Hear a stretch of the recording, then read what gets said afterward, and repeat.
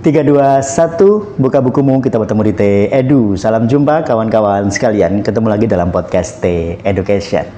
Pada podcast edisi kali ini kita akan membahas terkait dengan apakah betul skripsi tidak lagi wajib bagi mahasiswa program studi sarjana, teman-teman sekalian. Tapi sebelum itu saya ucapkan terima kasih buat teman-teman sekalian yang telah mensubscribe channel ini. Dan bagi yang saat ini sedang menyaksikan tayangan video ini tapi belum mensubscribe channel ini, kami mohon agar berkenan meluangkan sedikit waktunya untuk mensubscribe channel ini supaya kita bisa berjumpa dalam tema-tema yang lainnya.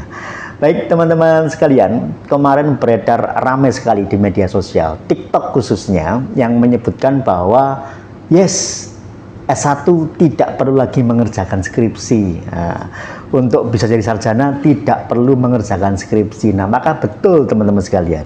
Apakah informasi itu valid dan dapat dipertanggungjawabkan sebetulnya? Nah, sebetulnya rujukannya ada di Permendikbudristek nomor 53 tahun 2023 yang baru saja dilaunching oleh Menteri Pendidikan. Di dalam Permendikbudristek nomor 53 tersebut, teman-teman sekalian, sebetulnya ada banyak hal yang baru. Di antaranya jaminan mutu, kemudian bentuk akreditasi, dan yang menarik yaitu terkait dengan skripsi atau tugas akhir bagi mahasiswa. Sebetulnya bunyi resminya tidak demikian.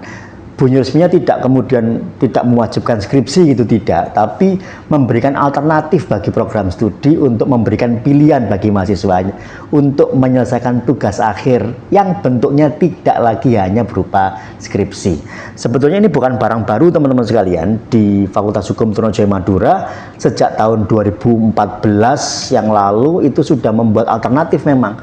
Di kurikulum kami itu judulnya bukan skripsi tapi tugas akhir, di mana di dalam tugas akhir itu ada opsi pilihan antara skripsi atau memorandum hukum, teman-teman sekalian. Tentunya bagi Fakultas Hukum ini bukan hal yang aneh ya, karena mahasiswa bisa memilih apakah membuat tugas akhir dalam bentuk skripsi ataukah dalam bentuk memorandum hukum. Tetapi kan ini dua bentuk yang sama-sama karya ilmiah seperti itu. Nah, memang ini ada betulnya teman-teman sekalian bahwa yang namanya untuk menjadi seorang sarjana strata 1 itu harus selain memenuhi kredit minimal 144 SKS, maka dia juga harus menyelesaikan tugas akhir yang dulu bentuknya adalah skripsi.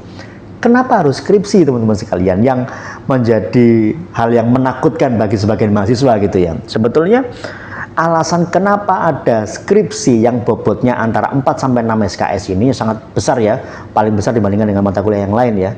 4-6 SKS ini tujuan utamanya adalah untuk mengukur, karena seorang sarjana itu kan dia harus mampu melakukan riset dan dia harus mampu menuangkan hasil risetnya dalam bentuk publikasi atau dalam bentuk karya tulis yang memiliki ciri-ciri ilmiah. Ada metodenya, dapat diukur, dapat dipertanggungjawabkan validitasnya. Nah, bagaimana mungkin seorang mahasiswa, seorang sarjana itu tidak mampu melakukan riset, tidak mampu melakukan publikasi? Maka seharusnya dia tidak layak menjadi seorang mahasiswa karena dia tidak mampu menuangkan idenya ke dalam suatu karya ilmiah. Karena ciri-ciri masyarakat ilmiah, sarjana dalam hal ini telah mampu menuangkan ide-ide secara ilmiah. Tidak lagi menulis dengan hanya menulis bebas gitu ya, karangan yang tidak ada rujukannya, tapi kita mau menulis sesuatu yang dengan metode yang tepat, hasilnya valid dan dapat dipertanggungjawabkan. Nah, itu tujuan utamanya. Tapi dalam perkembangannya teman-teman sekalian, untuk memenuhi target capaian pembelajaran lulusan memang tidak hanya bisa diperoleh dengan menggunakan tugas akhir atau skripsi. Nah, dalam bentuk-bentuk program studi yang berbeda, misalnya di eksakta misalnya, tidak lantas kemudian harus menulis dalam bentuk karya ilmiah, tidak harus. Untuk dalam bentuk yang lain mungkin berupa proyek menghasilkan karya tertentu, misalnya untuk teknik informatika atau komputer misalnya menghasilkan program komputer tertentu misalnya. Nah, ini jauh lebih valid dibandingkan dengan membuat tulisan karya ilmiah dengan metode yang terukur. Bagi kami yang sosial humaniora, orang sosial, ya tentunya membuat kajian yang dapat didukung oleh teori dan lain sebagainya. Tapi bagi orang-orang eksakta kan tentunya bisa membuat riset yang dapat diukur dan dapat dapat dibuktikan dan tentunya menghasilkan sesuatu yang mungkin berbeda dengan hasil yang sebelumnya. Nah, ini yang kemudian membuat menteri membuat ide yang cukup bagus, yaitu dengan cara membuat alternatif.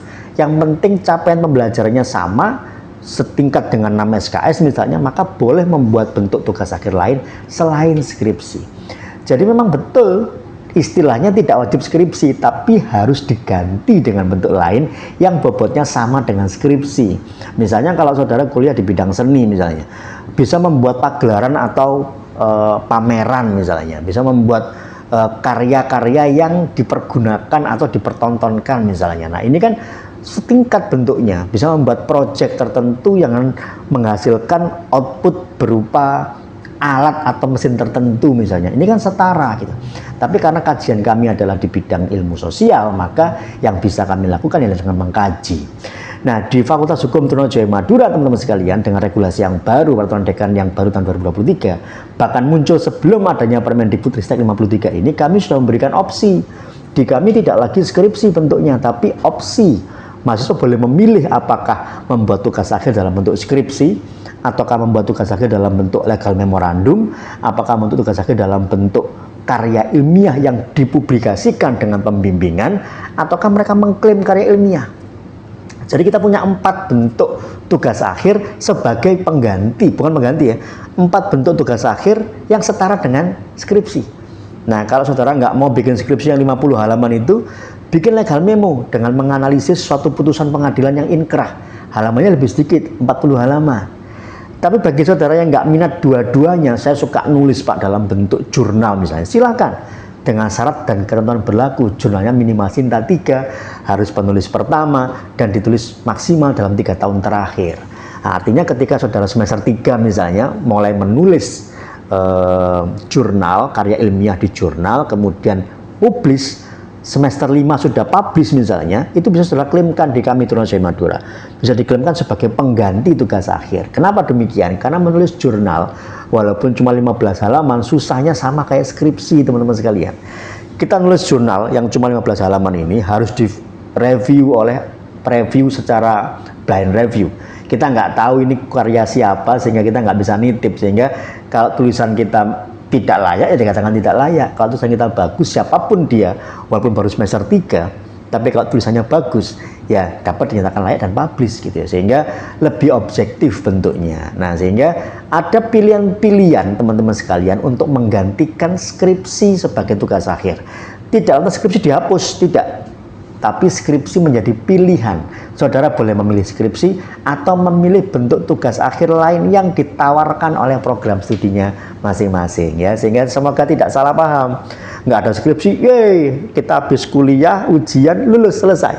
Tidak seperti itu teman-teman sekalian. Tapi tetap ada satu item tugas akhir dengan bobot antara 4 sampai 6 SKS yang harus tetap saudara lakukan. Bentuknya seperti apa? Nah, bentuknya yang tidak harus berupa skripsi, menyesuaikan dengan kebijakan program studi masing-masing teman-teman sekalian. Oke, jadi para dipahami bahwa tugas akhir tidak melulu skripsi, tapi skripsi merupakan salah satu bentuk tugas akhir yang harus diselesaikan oleh mahasiswa. Oke, teman-teman sekalian, sedikit podcast kita pada hari ini semoga bermanfaat buat kita semuanya. Semoga tetap sehat selalu. Nanti kita ketemu di TE Edu. Salam sehat, saya Effendi. Sampai jumpa.